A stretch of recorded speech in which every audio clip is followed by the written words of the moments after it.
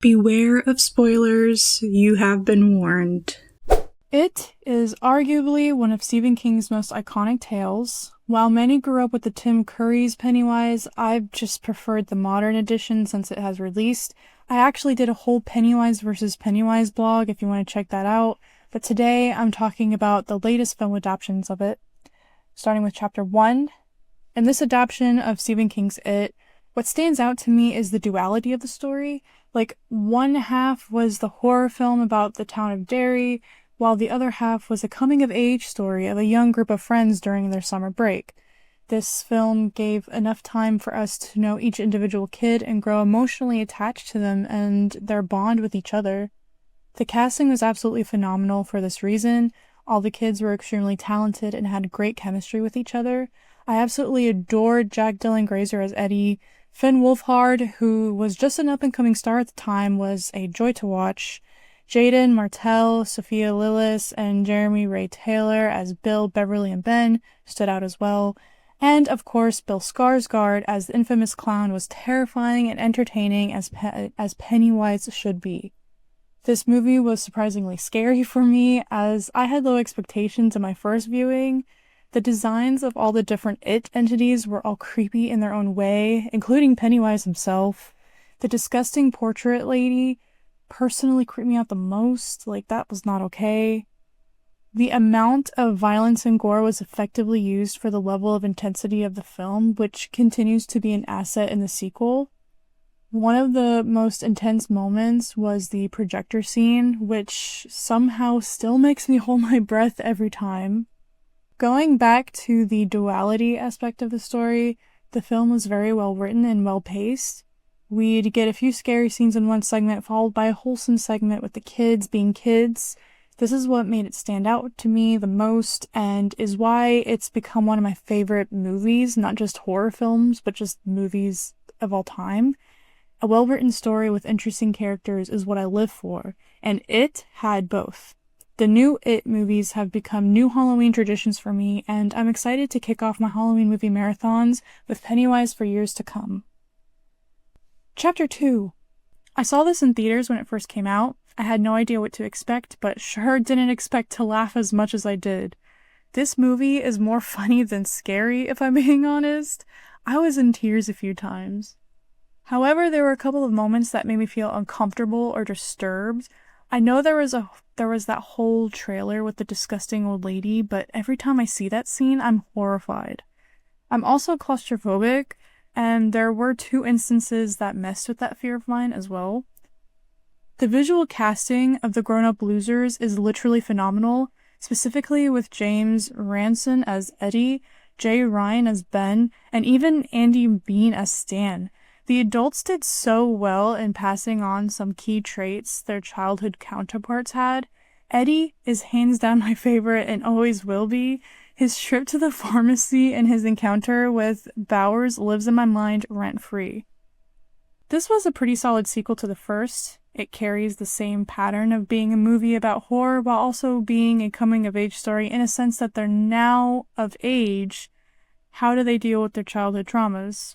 I laughed, I cried, I succumbed to a few jump scares. It's a great time. However, I would say it was a bit too long. This film is very lore-heavy, and several scenes could have been cut to give a more steady pacing. This is saying a lot considering how long and lore-heavy the actual book is. I don't think I'd ever watch Chapter 2 without watching Chapter 1 first, but I've had no problem watching Chapter 1 without the need to watch the sequel, if that makes any sense. I love the losers. I think they're a fun group of characters with diverse personalities and interesting stories, bonded together by that iconic clown we all know and maybe love. These It films are now a staple in my yearly Halloween experience, and I'm more than willing to argue Pennywise to be one of the greatest horror villains of all time. Gravity Falls. This was a show that was on my list for quite a while. I knew I'd like it, and I was right. First of all, the vibes. I love the aesthetic of the show. The setting and art style, along with the music, are a vibe in itself, and it's enriched with the mystery, X-File conspiracy incidents that carry the plot. The mysteries of Gravity Falls are presented well, We were in the dark for much of the series, it feels like, and major plot was held for, like, at the very end. Like, it took forever to see what was in Stan's secret basement and to learn what it was all for. What were the journals? Why was Gravity Falls the center of weird phenomena? The little details all seemed intentional. The creator and writers thought everything through. So with all the chaos, it all felt cohesive, like one big puzzle. This includes the crazy hillbilly hobo. Like, he was actual lore, y'all. Now, I will say you get what you put in when it comes to the show. You can watch as a casual viewer, but there's also a lot of layers of interactions you can participate in. Much more so if you were lucky to see the show as it aired. There are puzzles within the show, codes hidden in the credits. The internet is available for all of your rabbit hole adventures. Like, the more you delve into each episode, the more immersive the show becomes. It's a surprisingly short series, but the experience doesn't end when the episodes are over. Overall, it's basically a Rick and Morty X-Files show for kids. This is such an amazing universe explored by fun characters and light humor. I highly recommend. It's a quick binge, only 40 episodes or so. Not long enough, to be honest, but there is an audience for this niche genre, and if you are a part of this, you should not sleep on this show. So I've experienced The Witcher 3, and I'm planning on seeing at least one season of the show, maybe, and was quite excited when they finally announced a new game. But how did it all start? What was the first Witcher like? I've watched a Let's Play to find out. Definitely some small beginnings that resulted in excellence. First of all, the setting. You got that classic fantasy D&D, Skyrim, Elder Scrolls, Dragon Age, nitty-gritty medieval-like fantasy world that a lot of people are drawn to. Mixed with lore and different types of monsters, it feels like such a lived-in and expanded universe. My cup of tea for sure. I've never actually read the books though. Maybe when I actually start reading again someday, I'll give them a try. I think the games take place after the books, so the books are just a treasure trove of lore that are the foundation of the games. Gameplay seems alright from what I can see. It definitely evolves by The Witcher 3, as it should, I guess. But basic hack and slash, the skill tree system is huge, a lot to work up to. The difficulty of the game can influence which skills you use and how often you use them. There's a useful alchemy system as well, which gives you the ability to make potions of buffs.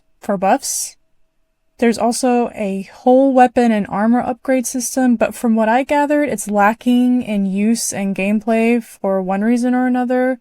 Like, there are only a few weapons worth having, and most of them don't even need upgrading. I think the dialogue system is actually well thought out. Your dialogue choices do have consequences in some areas. Works really well with the investigation stuff. I'm not sure if it really matters in the end. You know, a lot of choice systems turn out to have similar outcomes anyways, which is why Quantic Dream games do so well for the genre, especially their last few titles. Like, consequences are unique, but I don't think the lack of diversity ruins The Witcher by any means. I think it works fine. I didn't really attach to any of the other characters anyways, so it's not like I was paying all too much attention, to be honest. Overall, not a bad start. I know all the good aspects of this game get better, and all the faults of the game are polished as the series continues. I don't feel compelled to ever play for real. Probably stick with 3. Maybe the new one that will release in like 5 years. But hey, gotta start somewhere. Star of the week is an avatar of Dracula himself, Gary Oldman. See me. Gary Oldman was just an ordinary kid from London. He dropped out of high school, not sure what his ambitions were at first, but he ended up pursuing acting after watching Malcolm McDowell in one of his films.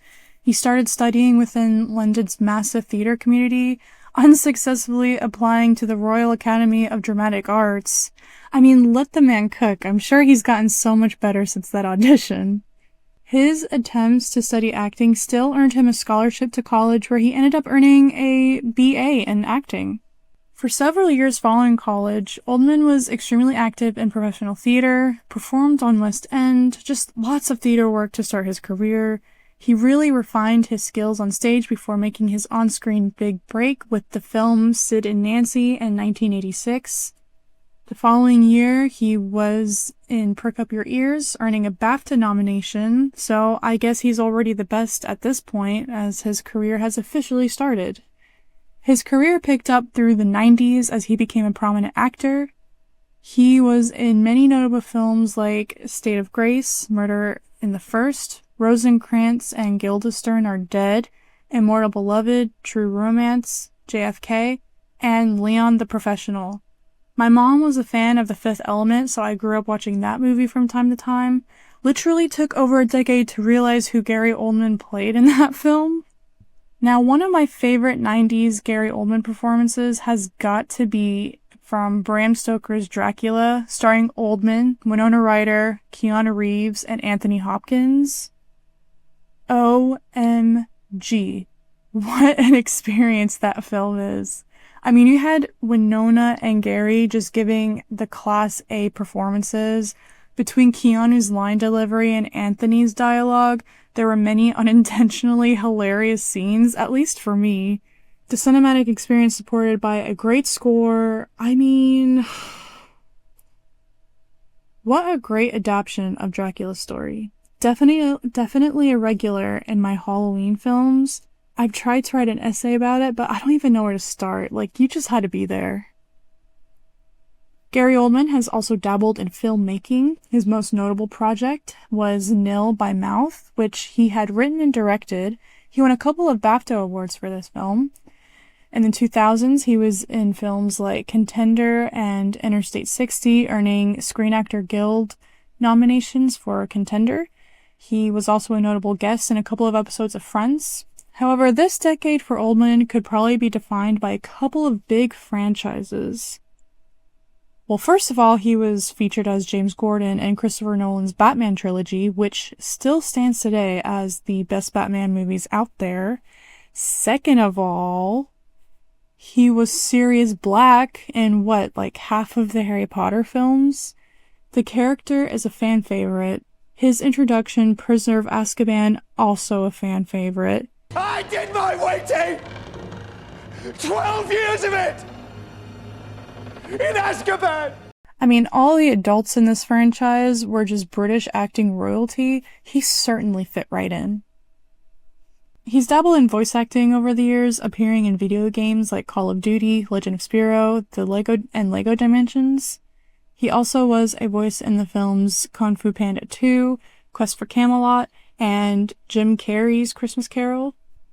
After a decade of such commercial success, it was time for some critical success. I mean, all the movies and amazing performances, it literally took him decades to get those prestigious awards. But he was always the best of the best. He was in Tinker Tailor Soldier Spy, receiving Oscar and BAFTA nominations. This would be followed not too long after by his performance in The Darkest Hour in 2017. Gary won everything for this one. Finally being recognized, he won a BAFTA, a Golden Globe, Screen Actors Guild, and an Academy Award for his portrayal of Winston Churchill. Lately, Gary Oldman has appeared in films like Woman in the Window and Mank, receiving an Academy Award and Golden Globe and SAG nominations for Mank. He was featured in the show Slow Horses, receiving nominations for an Emmy, SAG, Golden Globe, and BAFTA. He was part of the Insane Ensemble for the cast of Oppenheimer, which received a Screen Actors Guild Award for Best Performance by a Cast. However, Gary Oldman was not included in that. I mean, the cast was just too big. I guess there's a limit. He truly is a phenomenal actor. Didn't realize what we had as a young Powder fan. So diverse and talented. One of Britain's finest. And a perfect icon for Halloween, should you decide to watch Dracula. That's it for this week. Be sure to follow this podcast and please follow my Twitter and blog at Hollis Films to follow my journey experiencing the entertainment industry's greatest stories. And let me know what you've been fangirling over this week. Thank you for joining me, and I'll talk to you again next week.